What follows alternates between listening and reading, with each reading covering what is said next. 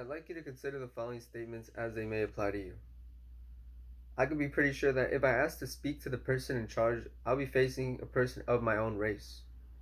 If a cop car pulls me over or the IRS audits my tax return, I'm sure I wasn't singled out due to my race.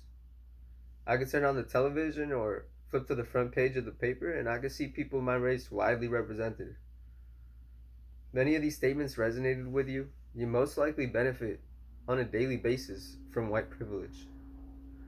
My speech today will inform you on how the structures of the system are at a disequilibrium, and it will help you identify how covert racism operates in this country, affecting both those with white privilege and those without it. I studied this topic in my Chicano Studies course, but in preparation of this speech, I conducted extensive research. My speech today will encompass three main points. First, I will break down what white privilege is. Second, I will tell you how it has been used in the history of this nation.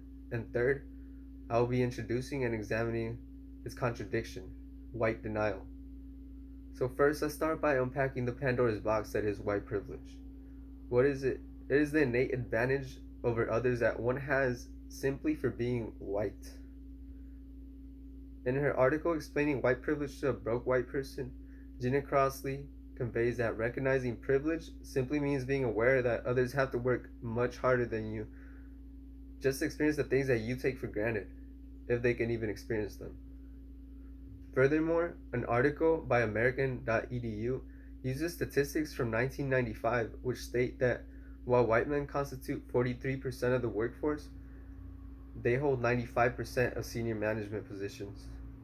Meanwhile, white women hold 40% of mid-management positions, whereas black women hold only 5% and black men hold only 4%.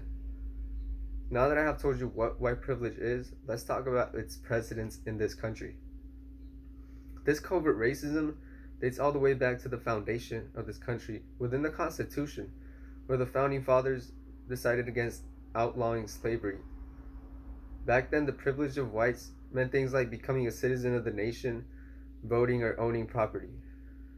In his movie, White Like Me, anti-racism activist Tim Wise details the shocking extent to which covert racism was present in many of the programs passed in this country, exclusively benefiting white people, such as the New Deal, Workers' Insurance, Social Security Act, GI Bill, all disproportionately benefiting whites, all under the pretense of assistance to all Americans.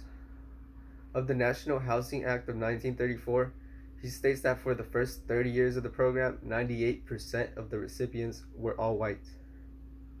Now that I have told you about white privilege and its history in the country, I'm going to tell you about white denial, the contradiction to white privilege. The denial by white people of having benefited from privileged preferential treatment since the nation's inception at the cost of non-white groups like African Americans and Latinos. Furthermore, there is the denial of the increased opportunities that they have in all facets of society, including education, occupation, health, and wealth.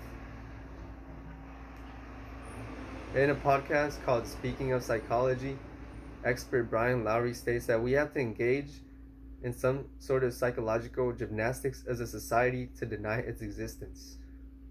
Now I have told you what white privilege is, how it has been used in this country, and I've told you about white denial. I leave you with a question to ponder over. How can we fix a broken system? Now that you know the problems, let's find a solution.